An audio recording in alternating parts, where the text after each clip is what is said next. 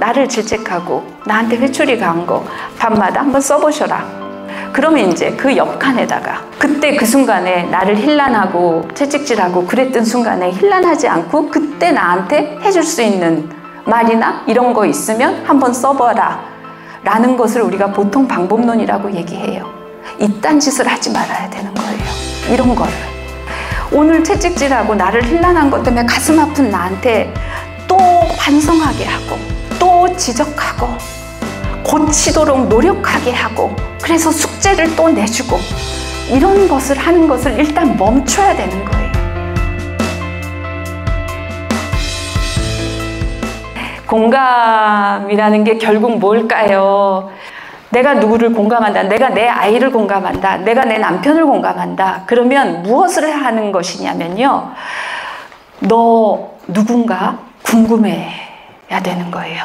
아, 너는 이런 데 오는 게 좋구나. 이런 데가 오면 기를 받아? 아, 나는 이런 데 오면 기가 빨려. 예, 근데 너는 그렇구나. 너 누군가. 예, 그거에 대한 궁금함, 집중. 공감을 한다는 것은 내가 너를 공감한다는 것은 너에 대해서 누군가 궁금해지는 거예요. 이게 하나 있고요. 그럼 너 괜찮은가? 아, 너는 바다에 가면 그렇게 막막하고 우울하구나. 오히려 더 깔아지구나. 근데 우리가 지금 바다에 왔네. 너 괜찮아? 너 누군가? 그리고 너 괜찮아? 이거죠. 이 두 가지 시선이 작동하는 것이 공감인 거죠. 자녀에 대한 고민들을 많이 쓰셨는데 나는 이 아이를 너무 사랑한다.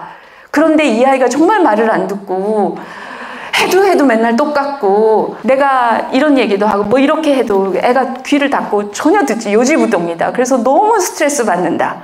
근데 그때 나는 얘를 사랑한다. 나는 얘를 공감하고 싶다. 라고 했을 때 그 다음에 나 얘 누군가 궁금한가? 물어봤나? 그리고 얘 괜찮은가? 이런 시선이 내가 걔한테 있나? 생각해 봐야 되는 거죠. 그 두 가지가 있어야 공감이고 그래야 사랑하는 거죠. 여러분 혹시 최근 일주일 동안 누가 나한테 너 누군가? 너 어떤가? 너는 이런 게 좋은가? 아니면 이런 게 더 편안한가? 누가 나한테 물어봐 준 사람이 있을까? 예, 있어야 내가 공감받고 있거나 사랑받고 있다는 거죠. 그러지 않으면 그것 없이 내가 지금 살아가는 중이죠. 누가 나한테 너 누군가? 어떤가? 이렇게 물어봐 주거나 아니면 그런 너 괜찮니? 물어봐 주는 거. 그런 시선 최근 일주일 동안 혹시 받아본 경험이 있는지 그것도 이렇게 따져보면은요. 없으면 공감받고 살고 있지 못한 거죠. 본질적으로 얘기를 하면. 근데요, 공감받지 못해도 어렸을 때부터 사랑 많이 받고 공감 많이 받고 그러면 비교적 건강하게 잘 살 수 있지 않나요? 천만에요. 공감이라는 거는요, 오늘 받은 공감으로 내일 살아가는 거예요.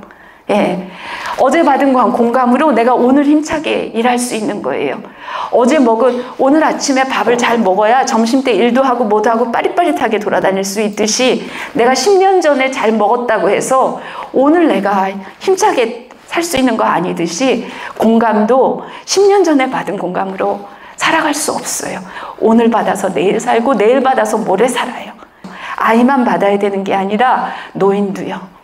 이것이 공급이 되지 않으면 점점 이렇게 왠지 모르게 사람이 비틀리고요. 예, 시니컬해지고요. 이렇게 되지요.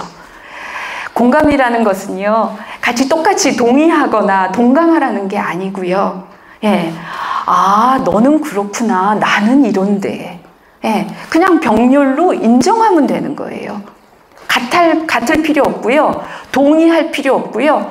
나도 네 마음하고 똑같아. 그럴 필요 없어요. 저는 그런 말 되게 많이 해요. 아, 너는 지금 그렇게 생각하는구나. 그런 마음이 드는구나. 나 같으면 이럴 것 같은데, 아, 너는 이렇구나. 병렬로 그냥 놓는 거예요. 병렬로. 예, 그게 공감이고요. 그럴 때 내 세계가, 내 자아가 더 확장돼요. 달라도 인정을 하고 인정을 받으면 아, 나는 이런데 저런 사람도 있구나. 나는 우울한데 피가 끓는구나. 세상에 저럴 수도 있구나. 저런 사람도 있구나. 내가 공감을 받으면 내 세계가 확장이 될 수 있는 거죠. 그냥 그대로 병렬로 놔두면 되는 거죠. 가끔의 그런 경우 있잖아요. 여자분들은 그 TV 프로나 그런 데서 보신 적 있는데 남편이 아내를 너무 위하고 크게 마음을 먹어가지고요. 아내를 어디로 친정 식구들하고 싹 여행을 보내고 집에 인테리어를 싹 뜯어 고치는 그런 거 TV에서 보신 적 있지 않아요? 저 예전에 그런 TV 프로그램 본 적이 있어요. 그리고 언젠가 실제로 그런 얘기를 들은 적이 있어요. 그러고 나서 거의 이혼 직전까지 가는 거죠. 네. 남자분들 눈이 동그래지는 분이 있으신데요. 아니 세상에 그렇게 오랫동안 준비해서 혼자 그 많은 돈을 들여서 그렇게 배려를 해서 여행을 보내주고 그렇게 인테리어를 해줬는데 왜? 우리는 그럴 때 그거를 폭력적이라고 인식하잖아요, 여자들은. 예를 들어서 이 사람은 서랍장이 너무 중요한 사람도 있고요. 개수대가 넓어야 되는 게 너무 중요한 사람도 있고요. 분리수거하는 것 자체에 매우 에너지를 실어서 부엌살림을 하는 사람도 있고요. 그런 디테일들이 굉장히 많은 거예요. 근데 몰랐던 거죠. 상관 안 한 거죠. 너 누구니? 너 어떠니? 이게 좋으니? 저게 좋으니? 너는 어떤 스타일이니? 너는 어떤 가치관으로 부엌을 이렇게 구성하고 꾸미고 아, 너는 자연 그 환경이 중요하구나. 뭔지 관심 없는 거죠. 그러니까 너 누구니가 아니라 나 어때? 나 괜찮지? 그거의 산물이 그 많은 돈을 들여서 한 것이죠. 그러니까 받아들이는 사람은 폭력이라고 느끼는 거예요. 내가 원해서 막 삐까번쩍하지는 않지만 다 세팅해 놓은 거를 다 파괴하고 막 번쩍번쩍하게 해놓은 거 폭력이라고 느끼는 거죠. 제가 지금 읽어드리는 사연은 600개의 사연을 봤는데 거의 한 100명쯤이 이 사연이었다고 보셔도 될 만한 사연이에요. 그 중에 하나예요. 나 자신이 세상에서 제일 힘듭니다. 스스로에 대한 채찍질과 힐난을 멈추고 싶은데 생각처럼 안 됩니다. 안 좋은 일이 생기면 늘 내가 뭐 잘못했지? 뭐가 부족했지? 그 생각 먼저 합니다. 지금부터라도 나 자신을 아끼는 법, 나를 더 사랑하고 위해주고 싶은데 그 방법 좀 알려주세요. 예를 들어서 오늘 하루 동안 나를 힐난하고 나를 질책하고 나한테 회초리 가한 거 한번 이렇게 밤마다 한번 써보셔라. 그러면 이제 그 옆칸에다가 그때 그 순간에 나를 힐난하고 채찍질하고 그랬던 순간에 힐난하지 않고 그때 나한테 해줄 수 있는 말이나 이런 거 있으면 한번 써봐라 라는 것을 우리가 보통 방법론이라고 얘기해요. 이딴 짓을 하지 말아야 되는 거예요. 이런 거를 오늘 채찍질하고 나를 힐난한 것 때문에 가슴 아픈 나한테 또 반성하게 하고 또 지적하고 고치도록 노력하게 하고 그래서 숙제를 또 내주고 이런 것을 하는 것을 일단 멈춰야 되는 거예요. 이런 칸은 만들지를 말아야 되는 거예요. 이쪽 칸만 만드세요. 마음껏. 내가 이때 나한테 또 이랬어. 나한테 또 채찍질했어. 나한테 또 회초리 들이댔어. 나를 또 비난했어. 계속 이렇게 쭉 쓴 거, 일주일 동안 쭉 쓴 거 이렇게 늘어놓고요. 그냥 한 발자국만 떨어져서 이렇게 보세요. 월요일 날은 이랬구나. 수요일 날도 이랬네. 그걸 이렇게 놓고 그냥 좀 봐주세요. 마음이 울컥하기도 하고 너무 안 된 생각이 들기도 하고 눈물이 나면 울어도 주시고 그렇게 해줘야 되는 거죠. 그래야 되는 거죠. 뭘 해도 돼요. 그러고 나면. 그 느낌이 나에 대해서 이렇게 봐주고 괜찮은지 이렇게 보고 회초리 자국 채찍질한 거 그거 이렇게 생생하게 보면 그 다음에 나한테 그 봤던 경험이 그 느낌이 나한테 영향을 줘요.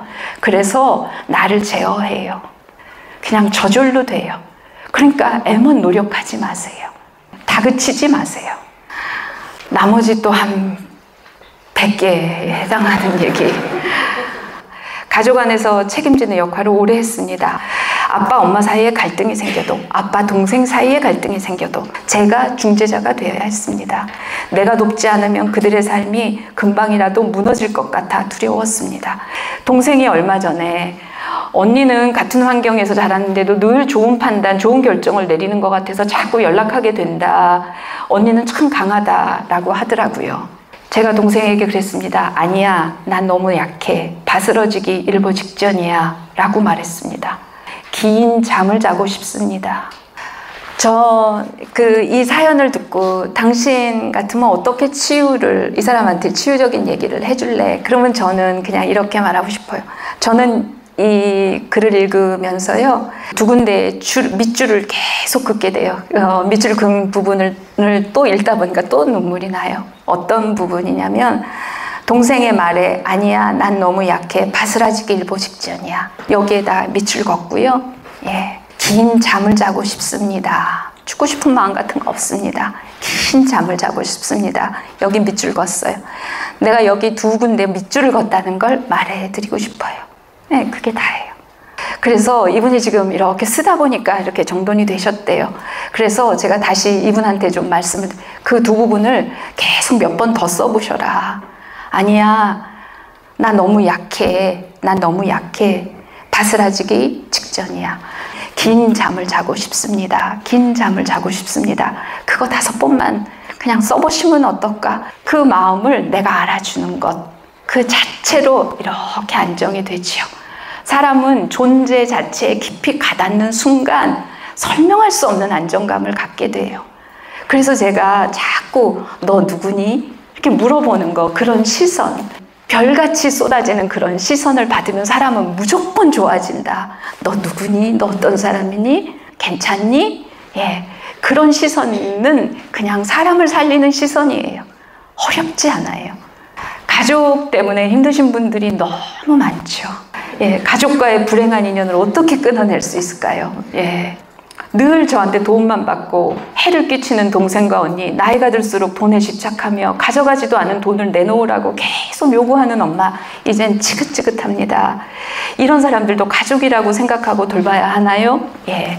그러면 많은 사람들이 정답, 아니에요. 그런 건 가족도 아니에요. 끊으세요. 끊어도 돼요. 뭐 이런 얘기.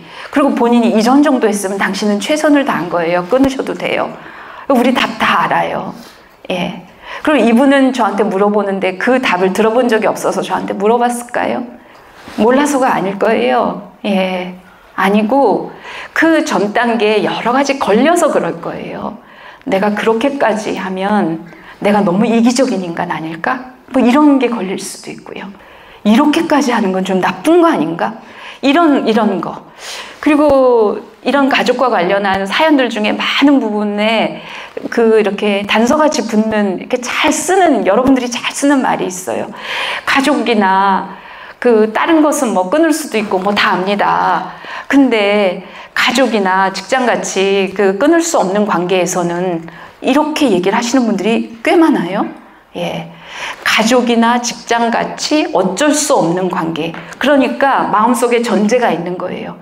성역이 있는 거죠. 그분의 마음속에. 예. 가족이란 이러이러한 것이다. 가족과 관계를 끊는 것은 모름지기 이러이러한 것이다. 라는 어떤 마음속에 전제가 있는 거예요. 그 전제를 들여다보지 않으면 답을 알고 100번 이런 솔루션을 누구한테 받아도 되지 않아요. 네, 저도 알긴 아는데요. 네, 좋은 말씀 감사합니다. 그러고 끝나게 되는 거죠. 예. 내 마음을 들여다봐야 되는 거죠. 답을 알지만 안 되는 데는 내 안에 여러 걸림돌이 있을 수 있다. 그런 것들이 뭔가 짚어봐야 된다. 내가 이렇게 가족까지 이러는 거 보면 내가 사회생활도 그렇게 넓게 하거나 막 사교적이거나 그러지 않은데 내가 가족하고까지 이렇게 되면 나는 이제 완전히 고립되는 거 아닌가? 그런 비참한 삶을 살게 되는 거 아닌가? 이런 공포가 있을 수도 있어요. 그러니까 그것이 무엇인지부터 이렇게 짚어봐야 되겠죠? 그래서 나한테 자꾸 물어봐 줘야 되는 거죠. 뭐가 두려운데? 뭐가 무서운데? 예, 그렇게 하면 어떨 것 같은데? 사람들이 너한테 뭐라 그럴 것 같은데? 이렇게 말을 하다 보면 이렇게 극단적으로 생각을 하는구나. 내가 이런 정도까지 이런 염려를 가지고 있었구나 라는 게 꺼내놓다 보면 이렇게 놓고 보면 이렇게 객관화해서 보게 돼요. 예, 그러다 보면 거기서 뭔가 문제 해결의 실마리가 또 나올 수 있죠. 예, 이런 얘기도 참 많던데 날 일방적으로 밀어낸 사람이 있습니다. 근데 그 이유를 잘 모릅니다. 근데 그 사람을 계속 존중해줘야 되는 상황입니다. 그게 너무 힘이 듭니다. 이유를 모르는데 계속 나를 배제하고 밀어내고 약간 무시하고 그러는 모양이에요. 근데 이유는 알 수 없는데 근데 상황상 관계상 그 사람을 계속 존중해야 되는 그 얼마나 힘들겠어요. 그래서 너무 힘듭니다. 어떻게 할까요? 그러셨어요. 어떻게 할지에 대한 방법은 알 수 없는데 이런 상황은요. 어떤 상황이냐면요. 나를 계속 밀어내고 배제하고 그러는데 이유도 몰라. 근데 이 사람을 계속 나는 존중을 해줘야 돼. 이런 상황은 나한테 어떤 상황이냐면요. 정서적 학대예요. 이런 것은. 이 상황이 정서적 학대라는 것을 아셔야 돼요. 이게 내가 정서적 학대를 받는 거구나. 그러면요. 갑자기 막 눈물이 나면서 그래. 그래서 내가 사실은 혼자 있을 때마다 그 인간 죽이려고 생각을 계속 하고 있었어. 내가 계속 그 사람 죽이는 상상만 하고 있거든요. 그러면 내가 나를 존중할 수가 없어져요. 내가 이게 뭐 스트레스가 많아가지고 점점 미쳐가는 모양이다. 내가 이게 완전히 망가진 모양이다. 자기에 대해서 이상한 해석들을 하게 돼요. 망가져서 그러는 게 아니고 미쳐가서 그러는 게 아니고 그거는 정서적으로 학대를 받는 상황이어서 그런 반응이 나타나는 게 너무 당연한 거예요. 학대를 받는데 이런 게 학대거든요. 근데 계속 편안해요. 그건 뭐 굉장히 심각한 상태인 거죠. 예, 이건 일이 말도 못하게 꼬일 수 있고요. 그래서 이게 정서적인 학대라는 것을 아는 것이 중요하다. 근데 우리 보통 학대라고까지 생각 잘 못하죠. 왜냐하면 견디고 이런 게 다 사회생활이지. 살다 보면 뭐 좋은 사람하고만 어떻게 일하니 이런 사람도 보고 저런 사람도 있는 거지. 다 그거 견디는 대가가 월급인 거지. 이런 얘기 맨날 하고 살잖아요. 그러면서 학대라는 것을 간과할 수 있고 그러면서 사람이 무너지는 거예요. 이런 것은 방치해 놓으면 안 됩니다. 이거는 구출해줘야 되는 거예요. 나머지 한 200개 내지 300개 사령. 제가 몇 개를 좀 읽어드려 볼게요. 자녀와의 관계인데요. 주말 오후 3시에 일어나는 중3 딸을 어떤 마음으로 대해야 할지 고민입니다. 두 번째 사연 해줄게요. 농구를 남들보다 조금 잘하는 키가 크지 않은 사춘기 아들이 농구 선수가 되고 싶다며 농구부가 있는 학교로 전학을 가고 싶다네요. 요즘 가장 힘든 사람 스트레스입니다. 이런 얘기들. 그러니까 엄마가 아이에 대해서 이미 판단 끝난 거예요. 충족평판이라고 하는 이미 판단 끝난 상황인 거예요. 너 누구니? 너 괜찮니? 뭐 이런 것은 말도 아닌 거예요. 그렇죠? 예, 거기에서 한 100m 전에 있는 거죠. 주말 오후 3시에 일어나는 중3 딸이라는 규정으로 내 딸을 그냥 묶어버렸잖아요. 이미 판단 내려버린 거죠. 어떤 판단일까요? 한심한? 예, 아무 생각 없는? 예, 얘는 한심하네. 아무 생각 없는 애. 이미 판단 끝난 거죠. 왜냐하면 저한테 딸에 대해서 묘사할 때 딱 이렇게 말하셨거든요. 주말 오후 3시에 일어나는 중3 딸. 이렇게 표현을 하셨거든요. 두 번째, 농구를 남들보다 조금 잘하는 키가 크지 않은 사춘기 아들이 농구 선수가 되고 싶다면서 농구부가 있는 학교로 전학을 가고 싶다. 이거는 뭐 거의 어이없는 존재? 뭐 이런 정도? 이미 판단 끝난 거죠. 예. 이게 우리의 일상이고 사실 그럴 수밖에 없고. 그렇죠. 고등학생 아이가 공부를 하지 않습니다. 공부에 대한 의지도 없고요. 하고 싶은 일도 없다고 하네요. 저는요, 이런 아이들이 처음에는 그냥 공부만 못했을지도 모르지만, 처음엔 그저 늦게 일어난 것 뿐일지도 모르지만, 아니면 처음엔 그냥 그저 농구만 좀 좋아했을 뿐인지도 모르지만, 결국에는 아무것도 하고 싶지 않은 존재가 되어버릴 가능성이 매우 높은 그런 관계의 한 단면이라고 저는 생각해요. 그 메시가 왜 어렸을 때 축구를 좀 잘하고 소질이 좀 있는데 유전적인 질환이 있나 그렇죠? 메시가? 제가 맞나요? 네. 그래서 키가 더 이상 안 크고 그 유전 질환이 있어요. 근데 그 할머니가 그렇게 그 메시를 잘 이렇게 하면서 그걸 서포트하고 아마 그랬던 걸로 알고 있어요. 예. 메시가 이 집 아들이었으면 메시 못 됐어요. 거죠. 예. 근데 이러면 이제 다들 그러시죠. 그 사람, 거기는 메시잖아. 예. 근데 그건 결과론이죠. 나는 우리 아이를 사랑한다 그러는데 쟤 누군지 아나? 그냥 오후 3시에 주말에 일어나는 아이 그 이상 거기서 정래미가 확 그냥 다 떨어져 버리면 접근이 안 되잖아요. 걔가 어떤 아이인지 궁금해지지 않거든요. 아우 너무 한심하니까 다가가지 않게 되거든요. 예. 그러다 보니까 걔가 누구인지도 모르고 그렇게 살아가게 되는 거죠. 그러다 보면 걔가 나중에 이런 매일의 주인공이 될 확률이 높아지겠죠. 근데 물론 이제 여기 이 사연을 보내신 게 너무 이렇게 그냥 간단하게 길게 못 쓰셔서 하셨을 수 있는데 어쨌든 그걸 가지고 우리가 한 번쯤 충족평판에 대해서 생각을 해봤습니다.